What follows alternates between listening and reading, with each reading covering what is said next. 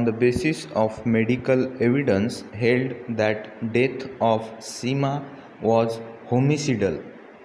As to the culpability of the accused for an offence under Section 302, the court held that in the light of the evidence of father and mother of deceased Seema, it was clearly established that the appellant mother-in-law of the deceased was harassing Seema. The trial court also observed that it was true that in the first dying declaration, the deceased did not involve her mother-in-law, but it was because of the fact that she was asked by her mother-in-law not to complicate any member of the family of the appellant.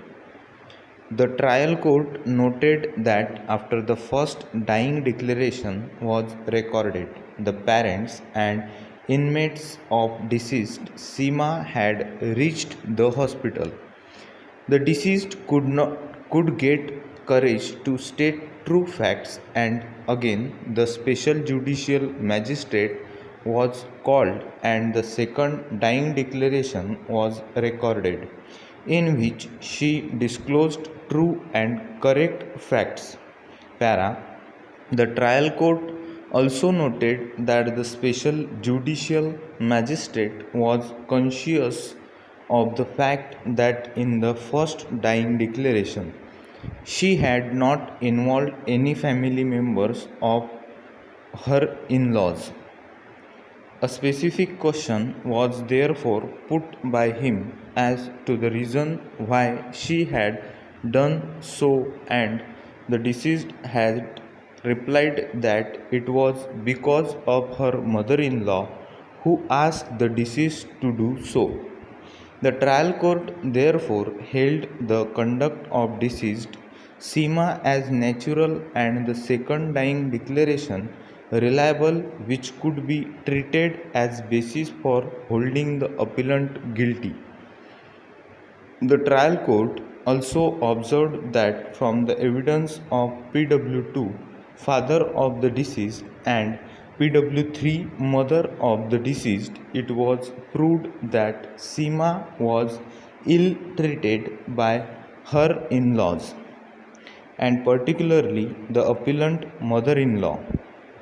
The court also observed that PW5 had no axe to grind against the appellant.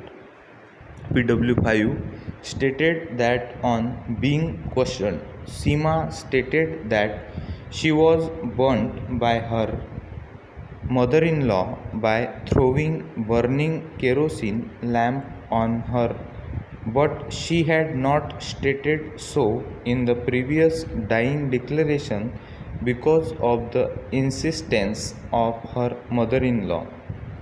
On the basis of evidence of parents of deceased, the trial court convicted the appellant.